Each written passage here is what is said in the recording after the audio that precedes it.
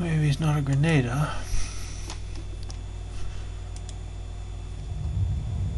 I think it is. That was well hidden. I can't even see it.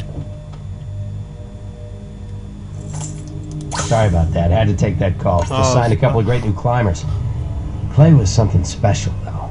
Natural athlete to the nth degree. Sports manager's dream. You make him sound like the next Michael Jordan. Extreme sports? Sure.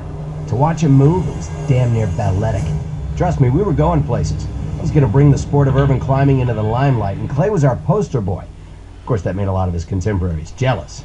Then, just as we were going to ink the biggest deal yet, he dropped out of sight, and now you say he's dead?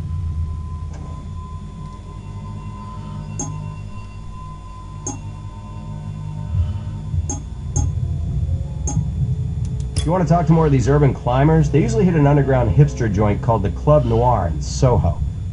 Funny how a tiny ounce of jealousy blows into a blood feud with these guys. Jealous of Clay and the fame you'd bring him?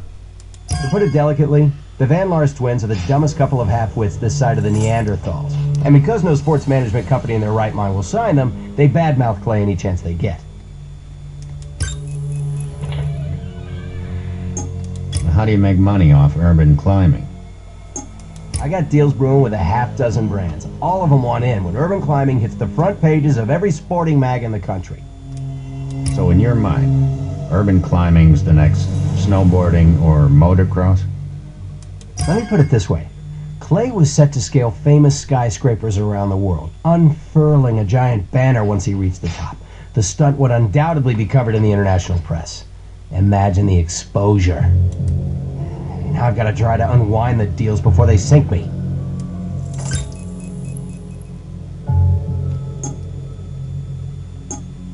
Urban climbing?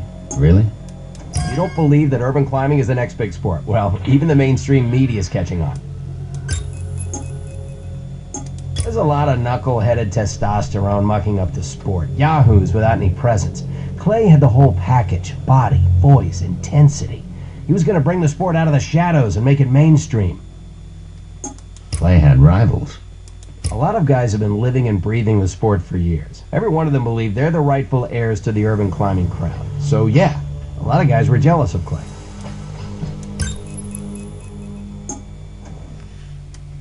When was the last time you saw Mr. Sander? A couple of weeks back, Clay came to me, said there was a family emergency. What kind of emergency? No. Kept it vague, but he needed a sizable advance. Then, gone. He didn't answer my calls. I had to do a dance of the 7 veils just to keep the deals in play.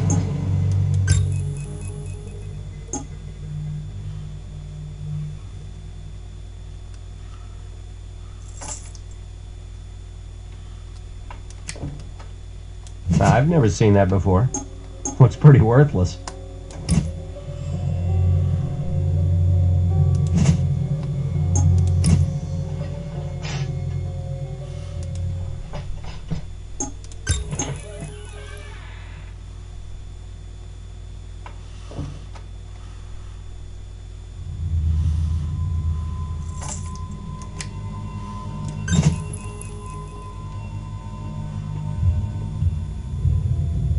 Let's just say it was a big ouch, big time expensive. Whatever his family emergency was, I had little choice if I wanted Clay to perform. In other words, you were willing to go the extra distance to make sure Clay did his thing. Mollifying all the investors and unwinding the endorsement deals is a heartbreak and a headache all at the same time. Maybe I should hit Club Noir and try to find a new deal. Who'd have guessed? Today might be the Van Lars twins' big payday.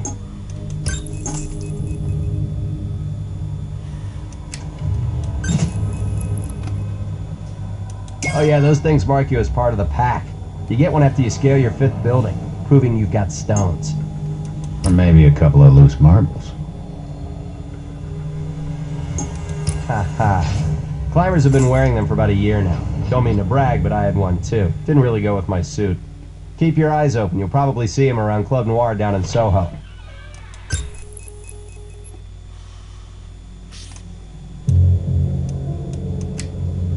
That was part of Clay's mystique. He came from such a dark place to rise to the heights he did. Sure made our sponsors line up.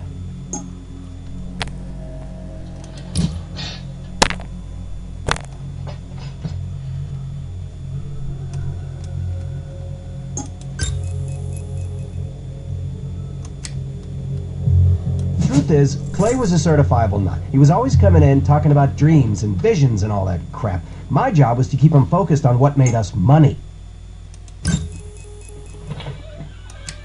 Oh yeah, that thing. I was busting my hump to set up a strategic media push, including a shoot with a famous sports photographer, and I discovered Clay was inking himself, which meant the photographer couldn't do the shoot until Clay healed. It meant we had to push the shoot back for weeks. The guy had no head for self-promotion.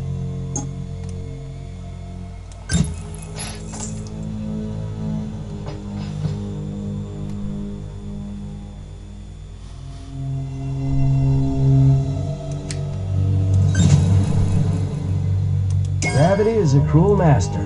Pity that physics got between Clay and a promising career.